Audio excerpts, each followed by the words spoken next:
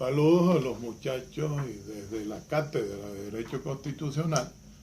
vamos a continuar conversando, en este caso, en este momento, sobre los órganos que componen, que integran eso que la Constitución constituye, por cierto, una novedad a partir de la experiencia constituyente en 1999, que es el llamado poder ciudadano.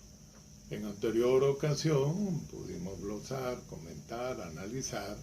el llamado Consejo Moral Republicano. Son tres los órganos que lo integran, que lo componen. En primer lugar, la Defensoría del Pueblo, luego la Fiscalía General de la República y la Contraloría General de la República. Ya ofrecimos, repito, precisiones con respecto a las tareas que la Constitución le asigna al Consejo Moral Republicano, al llamado Poder Ciudadano. Vamos ahora, con alguna precisión,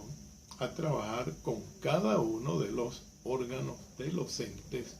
que, como hemos dicho, concurrentemente, concomitantemente, componen, integran al llamado Poder Ciudadano y al Consejo Moral Republicano.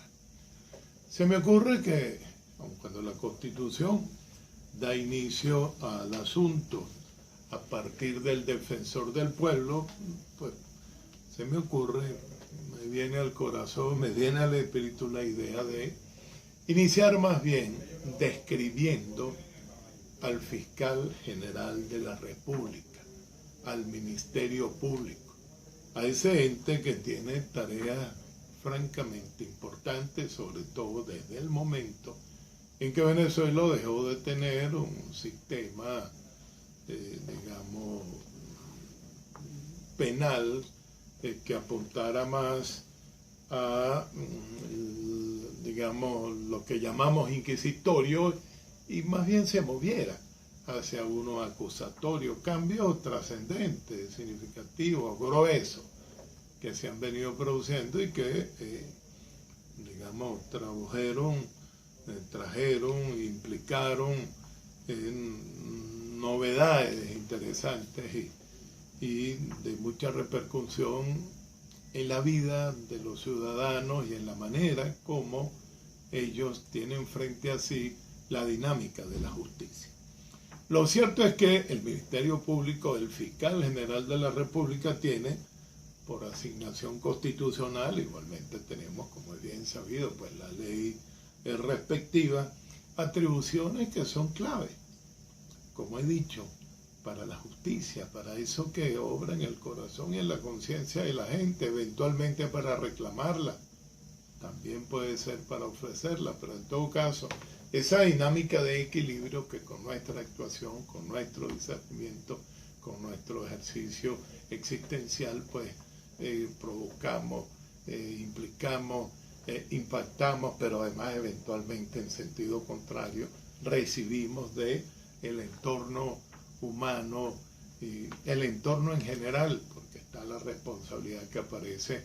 en ocasiones ya no necesariamente desde uno u otro, sino desde distintos otros entes generadores. Pero bueno, esta introducción se ha hecho un poco larga. Vayamos a precisar cuáles son las competencias, las tareas, las atribuciones, las potestades y los límites de esas potestades con que el Ministerio Público, digamos, desarrolla su personería en la perspectiva del poder ciudadano y, por supuesto, en lo que le es propio y específico. El artículo 285 nos dice cuáles son las atribuciones del Ministerio Público. El primero de los numerales es garantizar en los procesos judiciales el respeto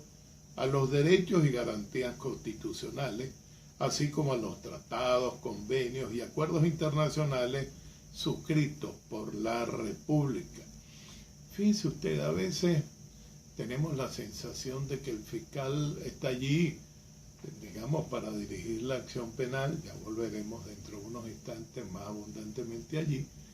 pero también tiene una tarea en la que él no puede, digamos, evadirse y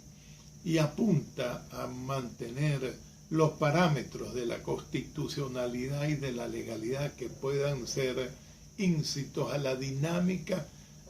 con la cual él está trabajando o en la que eventualmente él puede estar concernido. Importante es eso, por supuesto, garantizar la celeridad y buena marcha de la administración de justicia, el juicio previo y el debido proceso. Y aquí entramos en más profundidad. El fiscal ordena y dirige la investigación penal de la perpetración de los hechos punibles para hacer constar su comisión con todas las circunstancias que pueden influir en la calificación y responsabilidad de los autores o las autoras y demás participantes, así como el aseguramiento de los objetos activos y pasivos relacionados con la perpetración. El fiscal nada más y nada menos tiene la tarea de dirigir la vindicta, dirigir el reclamo que la sociedad eventualmente formula a aquellos que han tenido un comportamiento que podemos llamar antisocial y que desde luego son, digamos, pasibles de una sanción, de un procedimiento, de una imputación y de todo pues lo que entendemos que es la vindicta. Más adelante inclusive la Constitución ofrece precisiones singulares y es menester que las cometemos. En el numeral 5 nos dice intentar las acciones a que hubiera lugar para hacer efectiva la responsabilidad civil, laboral, militar, penal, administrativa o disciplinaria en que hubieran incurrido los funcionarios o funcionarias del sector público con motivo del ejercicio de sus funciones. Es importante hacer notar lo siguiente: la responsabilidad. Tocará al fiscal reclamarla eventualmente. No estamos hablando además de los tipos de responsabilidad que aparecieron temprano en la Constitución. Hay varios de ellos que apuntan a la responsabilidad constitucional, a la responsabilidad política. Ya en otro momento, pues, porque material extenso, conversaremos sobre los distintos tipos de responsabilidad, pero quería recordar que también en el artículo 25, hablamos primero del 6, luego del 25, hablamos de responsabilidad civil, penal, administrativa, y aquí encontramos toda una tipología más extensa: civil, laboral, militar, penal, administrativa o disciplinaria. El fiscal pues está llamado a cuidar el comportamiento, la gestión debida y desde luego eventualmente a ofrecer, digamos, la secuencia sancionadora cuando se ha incurrido en violación o transgresión de esas funciones. El fiscal tiene además un momento álgido, porque es él quien ante el juez de control, en los escenarios procesales correspondientes, está la audiencia de presentación o la audiencia preliminar, para hablar de esas con las que normalmente los ciudadanos se ven, digamos, en una situación que demanda aclaratorias y precisiones. El fiscal está llamado allí, habiéndose hecho el acopio de los distintos elementos que le permiten aclarar y orientar pues su criterio, está llamado a precalificar y presentar ante el juez correspondiente, digamos, la interpretación que de su criterio emana y que eventualmente puede dar lugar a continuar los procesos, o eventualmente en el caso del fiscal puede no considerar que hay el mérito porque no estuvo claro la perpetración o porque los elementos que fueron llamados y convocados en el proceso forense pues le permiten concluir otra cosa. Pero nada más y nada menos que el fiscal es el primero que estaría en condiciones de reclamar eventualmente, digamos, la imposición de una medida privativa de libertad, por ejemplo. Lo supuestos que están allí contenidos. Es bueno que sepamos que la libertad es un asunto que el fiscal está llamado a cuidar. Hay principios que rigen toda esa materia, pero conviene recordarlo, y para finalizar de esta manera, contenidos en el artículo 44 de la Constitución,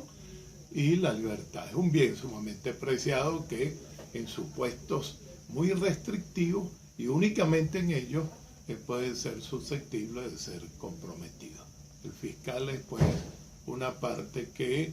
a pesar de que tiene la tarea de acusar, tiene también la tarea de cuidar la constitucionalidad y la legalidad.